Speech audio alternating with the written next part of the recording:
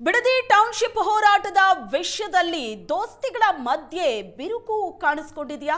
BJP ಪಾದಯಾತ್ರೆ ಘೋಷಣೆ ಬೆನ್ನಲ್ಲೇ ಜೆಡಿಎಸ್ನಿಂದ ದಿನಾಂಕ ಘೋಷಣೆ. ಜೆಡಿಎಸ್ ನಾಯಕರ ಜೊತೆ ಚರ್ಚಿಸಿ ದಿನ ನಿಗದಿ ಅಂತ ಬಿವೈ ವಿಜೇಂದ್ರ ಹೇಳಿದರು.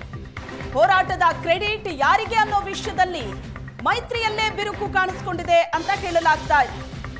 ಬಿಡದಿ ಟೌನ್ಶಿಪ್ ಹೋರಾಟದ ವಿಷಯದಲ್ಲಿ ದೋಸ್ತಿಗಳ ಮಧ್ಯೆ ಬಿರುಕು ಮೂಡಿದೆಯಾ? ಬಿಜೆಪಿ ಪಾದಯಾತ್ರೆ ಘೋಷಣೆಯ ಬೆನ್ನಲ್ಲೇ ಜೆಡಿಎಸ್ನಿಂದಲೂ ಕೂಡ ದಿನಾಂಕ ಘೋಷಣೆ. ಬಿಜೆಪಿ ದಿನ ನಿಗದಿಗೆ ಮುನ್ನವೇ ಜೆಡಿಎಸ್ ಜುಲೈ 30ಕ್ಕೆ ಪಾದಯಾತ್ರೆ ಅಂತ ಘೋಷಣೆ ಮಾಡಿದೆ. ನಿಖಿಲ್ ಕುಮಾರಸ್ವಾಮಿ ಅವರ ನೇತೃತ್ವದಲ್ಲಿ ಜೆಡಿಎಸ್ನಿಂದ ಪಾದಯಾತ್ರೆ ನಡೆಯುತ್ತೆ ಘೋಷಣೆ ಆಗಿದೆ.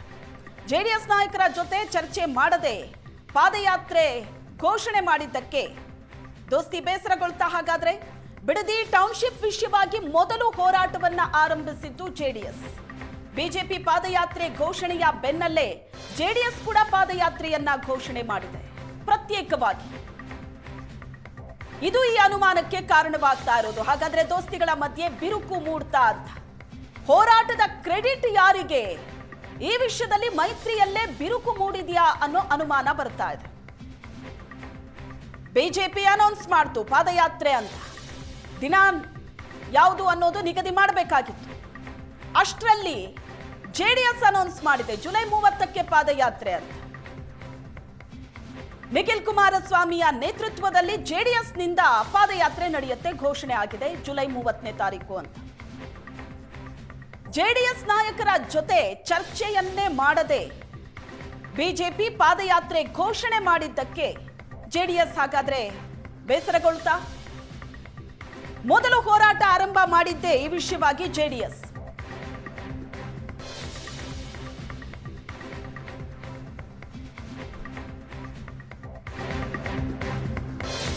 ಬಿಡದಿ ಬಗ್ಗೆ ಜೆಡಿಎಸ್ ಪಾದಯಾತ್ರೆಗೆ ಯಾವುದೇ ಆಕ್ಷೇಪ ಇಲ್ಲ. ಜೆಡಿಎಸ್ ಪಾದಯಾತ್ರೆಯಲ್ಲಿ ಭಾಗವಹಿಸೋ ಬಗ್ಗೆ ತೀರ್ಮಾನ ಆಗಿಲ್ಲ. ಬಿಜೆಪಿ ಕಚೇರಿಯಲ್ಲಿ ಬಿಜೆಪಿ ಎಂಎಲ್ಸಿ ರವಿಕುಮಾರ್ ಹೇಳಿಕೆ ಕೊಟ್ಟಿದ್ದಾರೆ.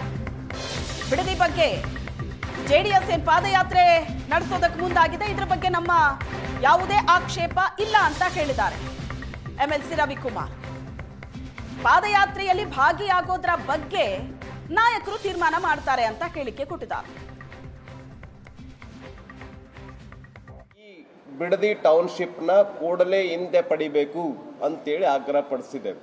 ಅಕಸ್ಮಾತ್ ವಾಪಸ್ ತೆಗೆದುಕೊಳ್ಳದೆ ಹೋದ್ರೆ ನಾವು ಪಾದಯಾತ್ರೆಯನ್ನ ಮಾಡ್ತೀವಿ ಅಂಥೇಳಿ ನಿನ್ನೆ ನಮ್ಮ ರಾಜ್ಯಾಧ್ಯಕ್ಷರು ಮಾತಾಡಿದ್ರು.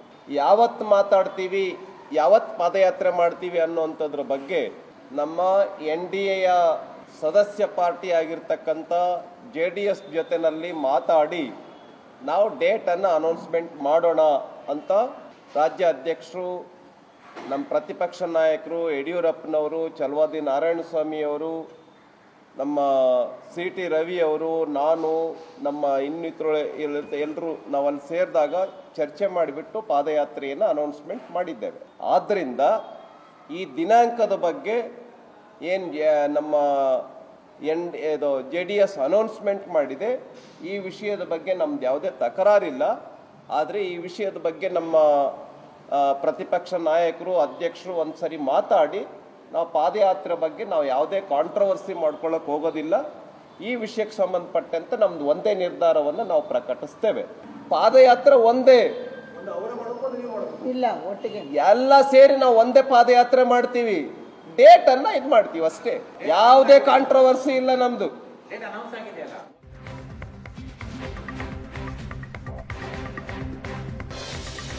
ಬಿಡದಿ ಟೌನ್ಶಿಪ್ ವಿರೋಧಿಸಿ ಬಿಜೆಪಿಯಿಂದ ಪಾದಯಾತ್ರೆ. ಜೆಡಿಎಸ್ ಬಿಜೆಪಿಯದ್ದು ಪಾದಯಾತ್ರೆ ಅಲ್ಲ, ಪ್ರಾಯಶ್ಚಿತ ಯಾತ್ರೆ ಅಂತ ಮಾಗಡಿ ಶಾಸಕ ಎಚ್.ಸಿ. ಬಾಲಕೃಷ್ಣ ಲೇವಡಿ ಮಾಡಿದ್ದಾರೆ. ಆರ್ ಅಶೋಕ್ ಹಾಗೂ ವಿಜಯೇಂದ್ರ ತುಂಬಾ ದಪ್ಪ ಆಗಿದ್ದಾರೆ, ವಾಕ್ ಮಾಡಿ ಅಂತ ಡಾಕ್ಟರ್ ಹೇಳಿರ್ಬೇಕು, ಅದಕ್ಕೆ ಪಾದಯಾತ್ರೆ ಮಾಡ್ತಿದ್ದಾರೆ. ಇವತ್ತಿನ ಕರ್ಮಕಾಂಡಕ್ಕೆ ಬಿಜೆಪಿಯವರು ಕಾರಣ ಅಂತ ಬಾಲಕೃಷ್ಣ ಅವರು ಹೇಳಿಕೆ ಕೊಟ್ಟಿದ್ದಾರೆ. ಬಿಜೆಪಿ ಮತ್ತು ಜೆಡಿಎಸ್ ನಡೆಸ್ತಾ ಇರುವಂತಹ ಪಾದಯಾತ್ರೆಯ ಬಗ್ಗೆ ಮಾಗಡಿ ಶಾಸಕ ಎಚ್.ಸಿ. ಬಾಲಕೃಷ್ಣ ಲೇವಡಿ ಮಾಡಿರೋದು. ಪಾದಯಾತ್ರೆ ಅಲ್ಲ, ಇದು ಪ್ರಾಯಶ್ಚಿತ ಯಾತ್ರೆ ಅಂತ ಮಾಗಡಿ ಶಾಸಕರು ಲೇವಡಿ ಮಾಡಿದ್ದಾರೆ. ಆರ್ ಅಶೋಕ್ ಹಾಗೂ ವಿಜಯೇಂದ್ರ ತುಂಬಾ ದಪ್ಪ ಆಗಿದ್ದಾರೆ, ವಾಕ್ ಮಾಡಿ ಅಂತ ಡಾಕ್ಟರ್ ಹೇಳಿರಬೇಕು, ಅದಕ್ಕೋಸ್ಕರ ಪಾದಯಾತ್ರೆ ಮಾಡ್ತಿದ್ದಾರೆ ಅಂತ ಎಚ್ ಸಿ ಬಾಲಕೃಷ್ಣ ಲೇವಡಿ ಮಾಡಿರೋದು. ಇವತ್ತಿನ ಈ ಕರ್ಮಕಾಂಡಕ್ಕೆ ಬಿಜೆಪಿಯವರು ಕಾರಣ ಅಂತ ಎಚ್ ಸಿ ಬಾಲಕೃಷ್ಣ ಸ್ಟೇಟ್ಮೆಂಟ್ ಕೊಟ್ಟಿದ್ದಾರೆ. ಅವ್ರು ಮಾಡ್ತಕ್ಕಂಥದ್ದು ಪ್ರಾಯಶ್ಚಿತ ಯಾತ್ರೆ. ಅವರು ಮಾಡಿದಂಥ ಪಾಪಕ್ಕೆ ಪ್ರಾಯಶ್ಚಿತ ಮಾಡಲಿಕ್ಕೆ ಪ್ರಾಯಶ್ಚಿತ ಯಾತ್ರೆಯನ್ನು ಮಾಡ್ತಾ ಇದ್ದಾರೆ. ಅವರ ಪಾಪದ ಕೂಸು ಯಾವ ರೀತಿ ಇದೆ ಅಂತಕ್ಕಂಥದ್ದನ್ನು ನಾನು ವಿವರವಾಗಿ ತಿಳಿಸ್ತೀನಿ. ಸನ್ಮಾನ್ಯ ಜನತಾದಳದ ಯುವ ಘಟಕದ ಅಧ್ಯಕ್ಷರಾದಂಥ ನಿಖಿಲ್ ಕುಮಾರಸ್ವಾಮಿ ಅವರು ಒಂದು ಮಾತು ಹೇಳಿದ್ದಾರೆ. ಹೌದು, ನೀವೆಲ್ಲ ನಮ್ಮ ಪಾಪದ ಕೂಸು ಅಂತ ಹೇಳ್ತೀರಾ, ಆ ಪಾಪದ ಕೂಸನ್ನ ನೀವೇ